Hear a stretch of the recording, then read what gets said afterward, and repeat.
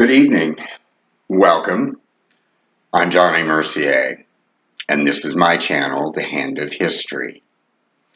I'm going to spare you a lengthy introduction and description of this channel's purpose, which would take time away from what you came here for. The channel's purpose will become self-evident, so let's get started. I've titled this installment, What Time Is It? You know the prophetic clock that you always see with the hands pointed at 5 minutes to midnight? Well, the hands on that clock have been in that position for the last 50 years. And things have certainly changed in this world in the last 50 years. That clock is evidently unplugged. So what time is it really? Let's find out. Jesus said, "As it was in the days of Noah, so shall the coming of the Son of Man be." When most people hear that statement, the images that go through their minds are the images of the fountains of the earth breaking up, the rain falling, the mayhem, confusion, and terror, and finally the bodies of men and animals drifting through the rising waters. Right? And seriously, it only rained for 40 days. Noah was 500 years old when he learned the flood was coming. There are a lot of days in 500 years. So shouldn't we be asking, what was Noah doing with his days? It's odd and distressing that question never gets considered or even asked in light of the fact that Noah and his family are ostensibly the only ones to have survived, isn't it? We only generally think of Noah building the ark and gathering provisions in preparation for the flood. Everything else at best gets moved into soft focus on the periphery. But the blurry stuff on the edges of the screen that we never look at is probably where we should actually be focusing our attention, since we are now approaching similar circumstances. Surviving the flood was only one piece of the pie on Noah's plate, and in scope, it was actually a fairly small piece of that pie. Think about it for a minute, or for the rest of your life. Noah still had 350 years' work ahead of him after the floodwaters abated. He didn't only have to survive the flood, he had to rebuild civilization after the flood. Repopulating the earth is not simply a matter of making babies. Food had to be planted, harvested, and stored. Buildings had to be built.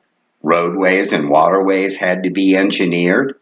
Animals had to be domesticated, and the emerging society had to be structured and expansion planned for, and his sons had to be prepared to do the same upon their eventual migrations to establish their own peoples. All of this after he learned to engineer a seagoing vessel that continues to be a model for shipbuilders to this day. Noah didn't even begin having his sons until after he learned the flood was coming. So, Noah obviously spent the first 500 years of his life in school. That makes enough sense, doesn't it? With having great-grandfathers like Adam, Enoch, and Methuselah, Noah was being prepared for his mission by the greatest minds on earth for 500 years. Noah was educated by men who learned their wisdom from God firsthand. So, you ask, what does that have to do with what time it is? Okay. We call the Bible the Word of God, or the wisdom of God. right? So is it of interest that the first quality translation of the Bible into English was published in the year 1525? What happens if we add 500 years to 1525? Right, that will bring us to the year 2025. Are you smelling the coffee yet?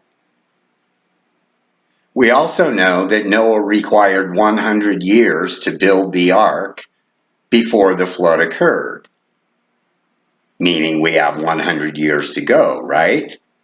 Not so fast, Hot Rod. Let's think this through. Yes, Noah, with the technology, tools, means of transportation, available manpower, and the knowledge available to him, required 100 years to build the ark. But let's remember, this is not a fantasy horror story. We're talking about events that did and will take place here on this little planet called reality. Noah took 100 years to build a vessel whose voyage would alter both technology and man's sojourn on the earth and would bring about a new world order. Ever heard that term before? However, we built a vessel for a voyage to the moon, which healed the language barrier created at the Tower of Babel, advanced technology, altered mankind's way of living on the earth, and ushered in a new world order. And we did it in 7 years, proving that we can produce life-altering technology in 1/14 the measure of time Noah required, 7 years. So, if we add 7 years to the year 2025, that brings our clock to the year 2032, which, like all years, will end on December 31. So what's next? 2033, of course. Can you think of anything that might be of cataclysmic significance about the year 2033? Let's see. In 333 CE, Constantine unified the governance of the Catholic Church with that of the Roman Empire. In 533, the first of 3 people groups, the Vandals, the Ostrogoths, and the Burgundians, were vanquished. In 1633, Galileo was put on trial by the Inquisition for stating that the earth revolved around the sun. In 1833, the stars fell from the heavens in the Leonid meteor shower. In 1933, Adolf Hitler became Chancellor of Germany, beginning the ascent of the Third Reich. And of course, 2033 will mark the 2000th anniversary of the assassination of Jesus, the son of Adam, an anointed sovereign of the kingdom of heaven. The 6,000 years of biblical history are 3 nearly perfect segments of 2,000 years each. 2,000 from Noah to Abraham, 2,000 from Abraham to Jesus, 2,000 from Jesus to now. So yeah, that's what time it is. 1,000 years is with the Lord as a day, and a day is 1,000 years. The 7th day is the Lord's Sabbath of rest. Jesus said things would continue as they were, but he would be with us through it all, even unto the end of the age. We are now in the cusp between the ages of Pisces and the age of Aquarius. The end of the age is at hand. With that much information in hand, you should no longer be viewing the revelation as an item of idle curiosity. Knowing and understanding its content is of the most vital importance.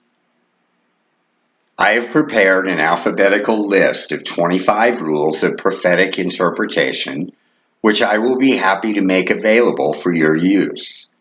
Just send a request for it to thehandofhistory@gmail.com. So, next time, we'll correctly identify and clarify the prophetic images of Revelation chapter 6 and 7. Until then, keep your eyes on the prize. I'm Johnny. I'll see you next time. Bye.